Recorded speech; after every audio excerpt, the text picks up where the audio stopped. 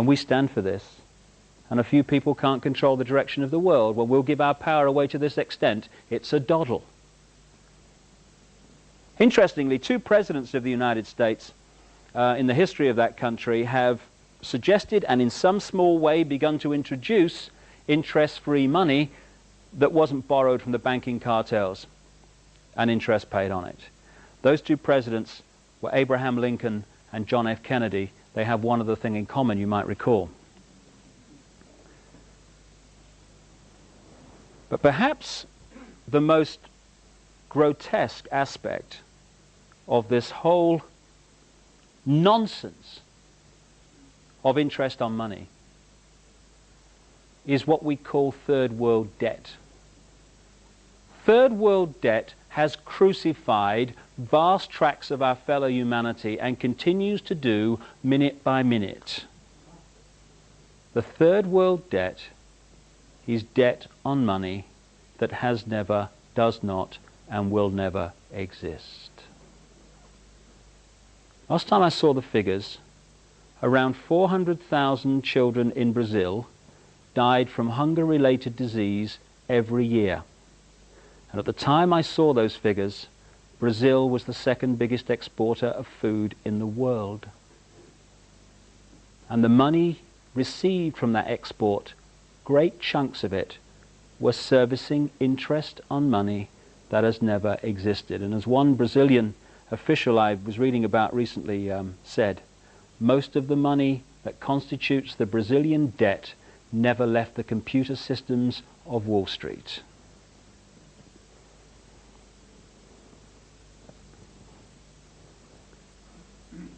My God, it's time for a turning of the tide.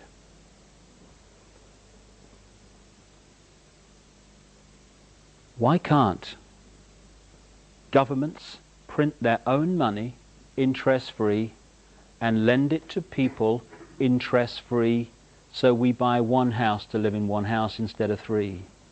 So we don't have to inflate the price of everything because everyone's got a service interest on money that doesn't exist. Why? Because it's possible.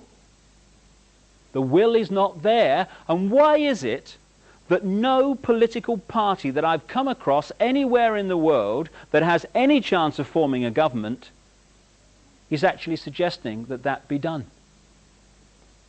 Because the same people that control the banking system control the political system in the global one-party state.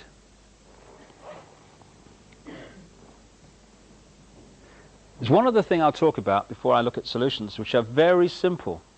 Very simple.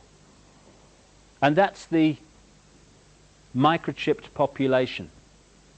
That's the one that probably sounds most bizarre, as I said earlier. But it is so close. We're already microchipping domestic animals as a matter of course. The Queen's had the corgis done. Did you see that?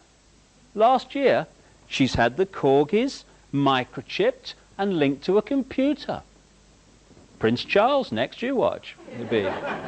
Sort him out. Funny. The technique that is being used to bring in the microchip population is another major mass mind manipulating technique. I call it the stepping stones technique.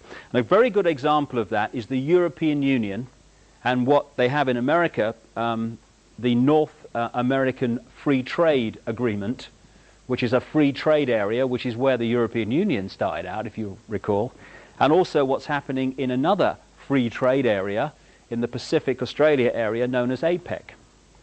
The idea is to have the world government, and the bank and all the rest of it, and the next stage down from that will be the European Union, the American Union, which will be this North American free trade area, right the way through the Americas, from North to South America, in an American version of the European Union, and a Pacific version of it. They will be the 3 next stages down from the world government.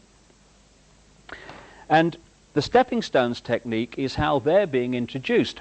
If you take the European Union, if you started out at the end of the last war, and what we're heading to now had been suggested, one bank, one currency, centralized control of a superstate, understandably, I know what my father would have said, who fought in that war. Excuse me a minute, can I just have a quick word here? We've just spent the last 5 years with 55 million people killed and many more severely injured to stop that happening. And you're asking us to do it without a bullet being fired. You must be joking. Go and have a cup of tea. So, what the stepping stones technique does, although it knows where it's heading, it does it in stages. It gets away with what it can get away with first of all, and then starts to move it along, and it presents every step as independent of all the others so you don't see the pattern. So what was suggested after the last war, not a European superstate, because that had no chance at that time, it was the common market, just a free trade area, ladies and gentlemen, nothing to worry about. And by the way, if we don't join, we starve. Little problem like that, you know. Well, we better join then, I guess, you know. So, suddenly, some of the states of Europe start to fuse their economies together in a free trade area.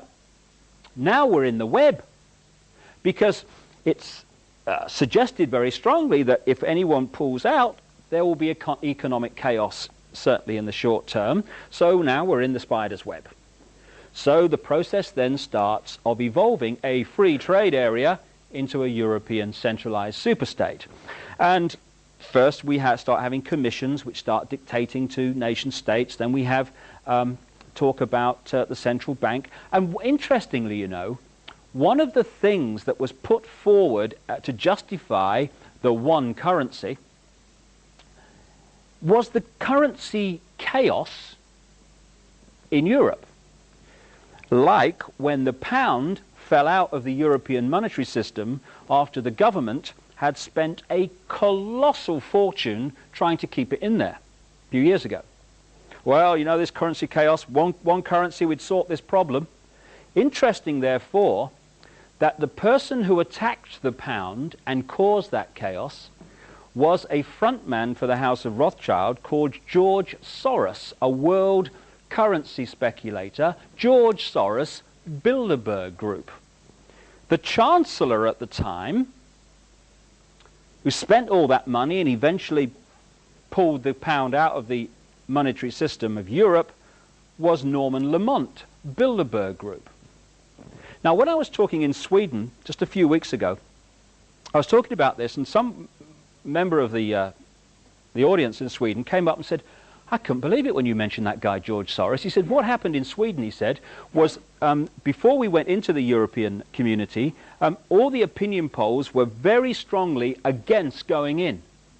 He said, then this guy, George Soros, Bilderberg Group, started attacking the Swedish currency.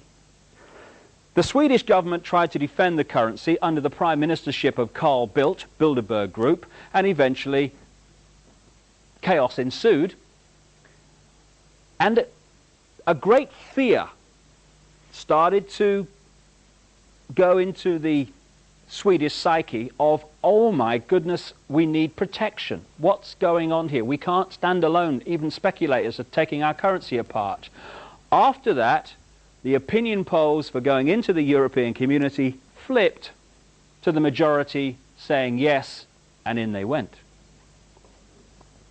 So now, stepping stones, we're now in a situation where we are light years away from what we actually joined.